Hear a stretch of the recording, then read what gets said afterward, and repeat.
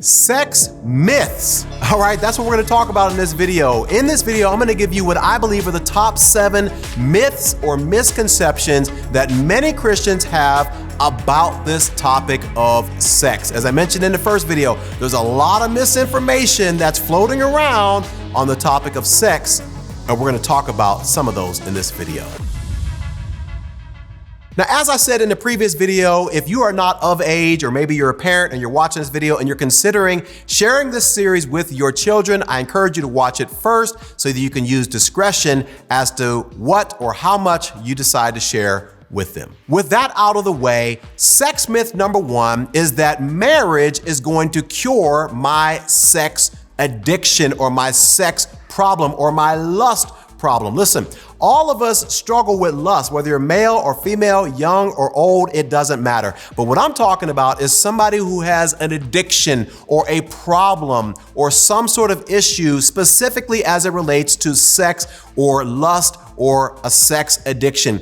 And I can tell you that many single people think or have this misconception that if they get married, that marriage is going to somehow be a cure-all, a fix-all for their sexual desires and ultimately their sexual addiction. Listen, let me explain to you very clearly why that is a myth. If you are someone and you have an addiction to sex, or you have an addiction to watching inappropriate websites, I think you know what I'm referring to, right?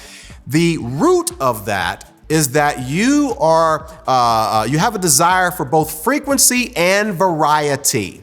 Right? So you have a desire to get your needs met on a frequent basis, but that's not enough. That's a natural, normal, healthy desire. But also you have this desire for variety, right? Which is the reason why adult entertainment is so prevalent, because it always introduces something new, something novel, something that you haven't seen before. But here's the problem. Marriage was designed to only meet one of those 2 needs. It was designed to meet your need and your desire for frequency, but it was never designed to meet your need for variety, because you're having sex with the same person over and over again for 50 years ultimately or more.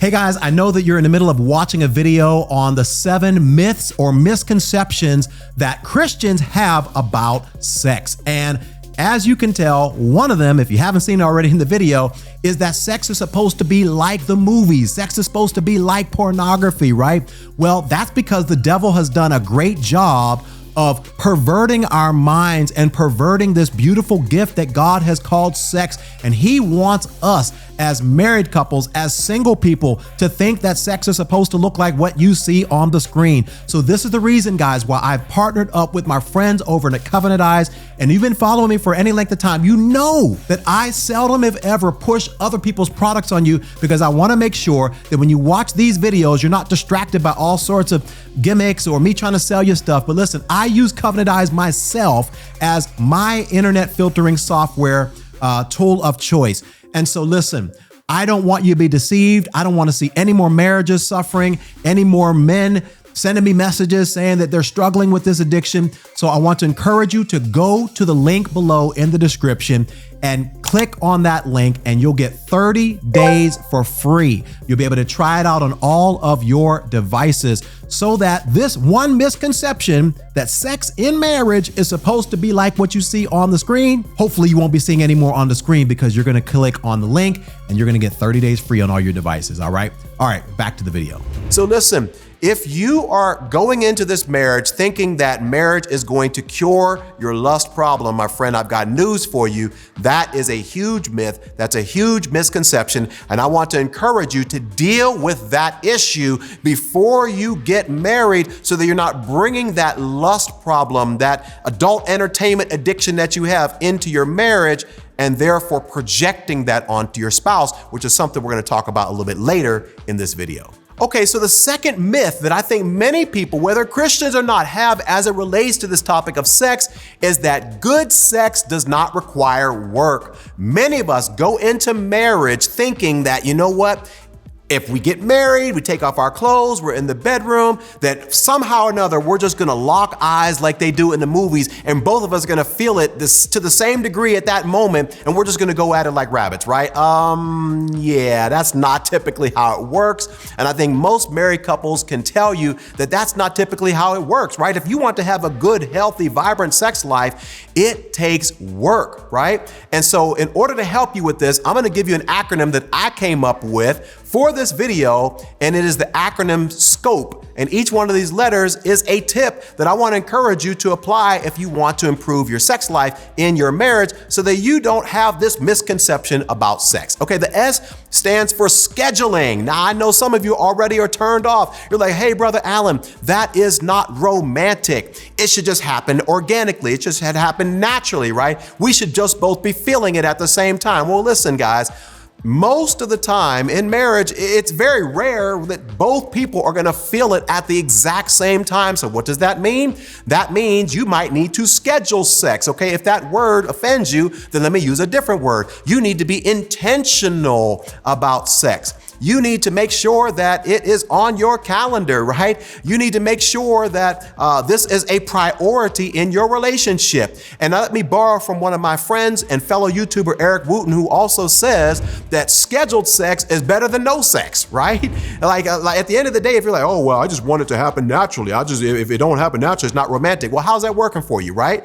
So you need to be intentional about it. All right, the C stands for communication, right?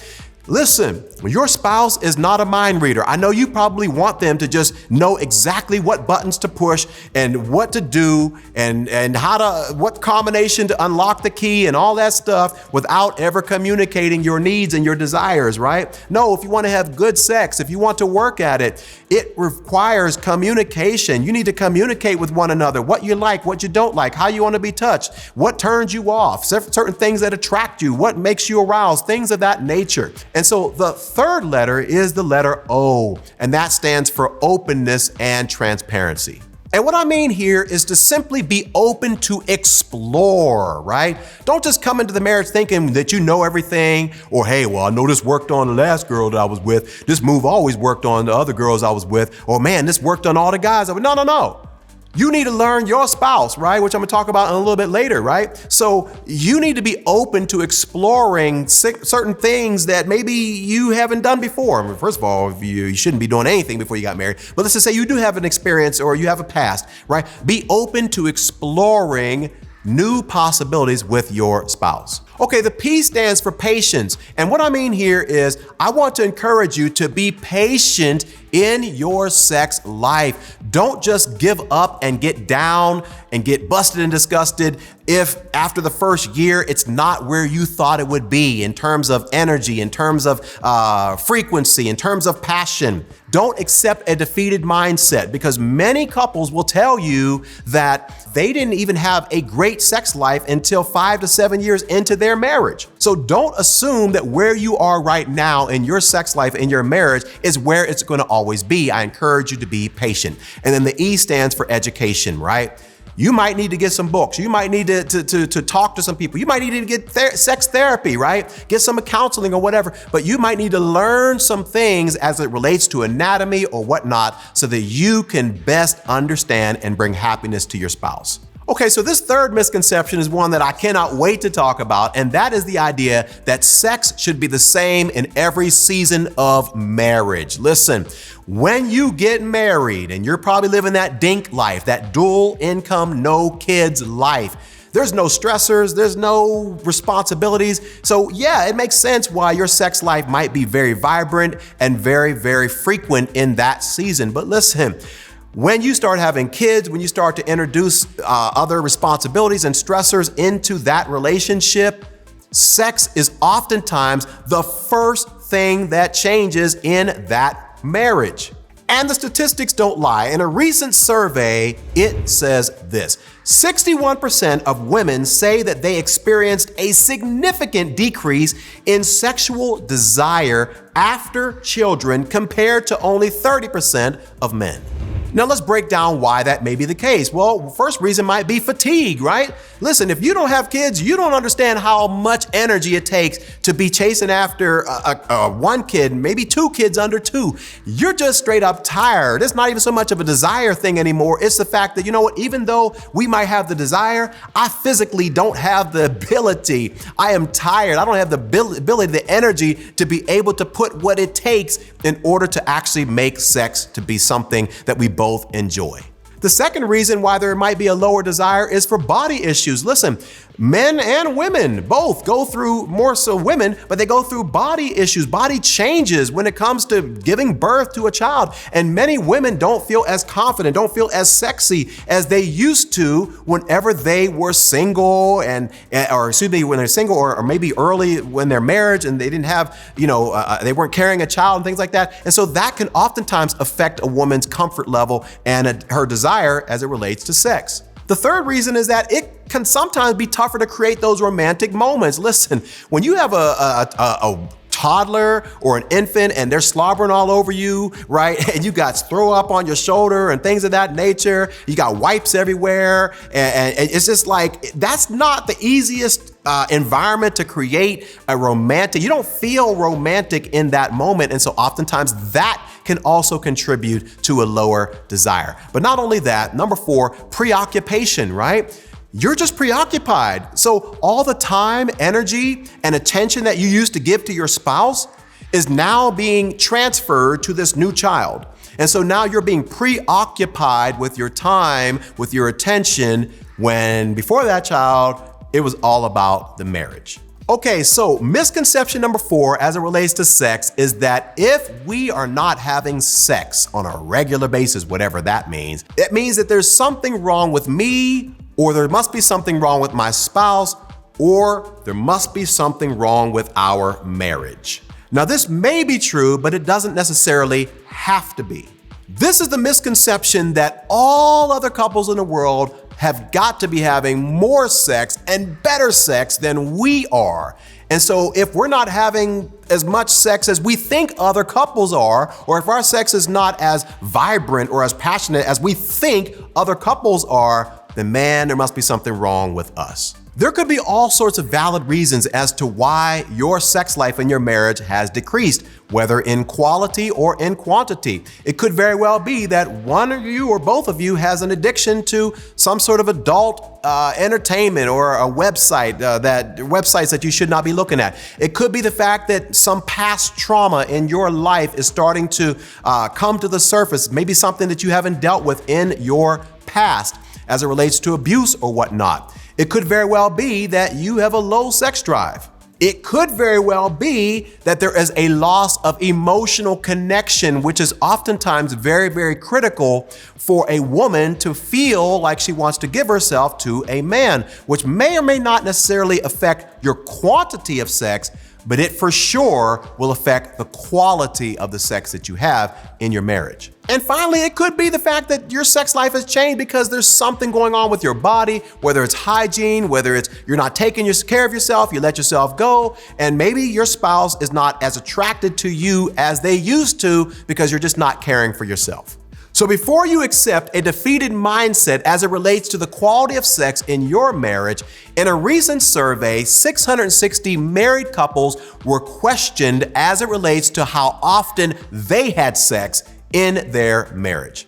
The results are very interesting. 25% of the couples said that they have sex one time a week. Only 16% of couples surveyed said they had sex 2 or 3 times a week. Only 5% of the couples surveyed said they had sex 4 or more times a week. So let's just stop right there. If you're one of those people who think, oh man, there's supposed to be something wrong with us because we're not having sex 4 times a week. Well, guess what? 95% of the couples out there ain't having sex 4 times a week.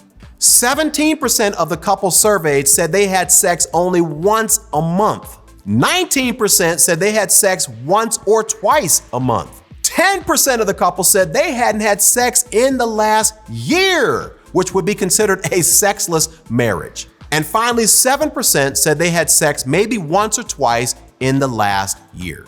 So as you can see, it's all over the map. So I want to encourage you not to focus on, well, there must be something wrong with us or wrong with me or wrong with my spouse because we're not having the type of sex that we want. Instead, focus on solutions that you can implement into your bedroom so that you can have and experience the sex that God intends. Now we're getting into some good ones, guys, because sex myth number 5 is that good sex should look like the movies. And I think you know which movies I'm referring to without me using the 4-letter word. Now, I really need to throw this in here because many people are bringing years of a sex addiction into a marriage, and then they are projecting those expectations on their spouse. And what happens is, if their sex does not look like what they've been looking at on the screen for many, many years, there is this extreme disillusionment or disappointment or this drop because they're saying, hey, our sex must not be good. We have a failed sex life because what we're experiencing in our bedroom looks nothing like what I have been seeing on the screen. And that is a huge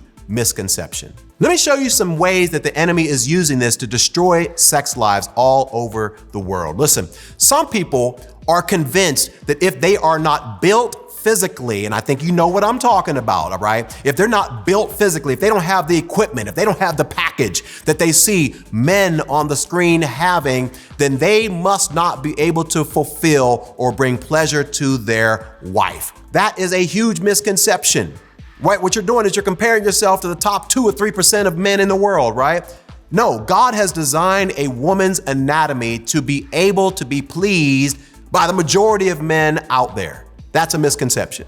On the flip side, there are many women out there who are convinced that if they're not performing like the actresses on the screen, that their spouse is going to be significantly disappointed. As I said in the first video of this series, the enemy has done a job on taking what God has intended to be beautiful and has perverted it for his own demonic agenda. Listen, what you don't realize, and I encourage you to watch the video that I did with my friend and brother Joshua Broom, who is an ex-adult entertainment star, and now he is a Christian minister. He breaks down everything that actually happens behind the scenes. What you don't realize is that these men and women are drugged up to be able to last for hours and hours at a time and to have these types of experiences that you think, oh, this must be normal. But these people are actors. Many of these scenes are shot over hours and hours, sometimes over several days, so that the cameras can get the right shot at the right time.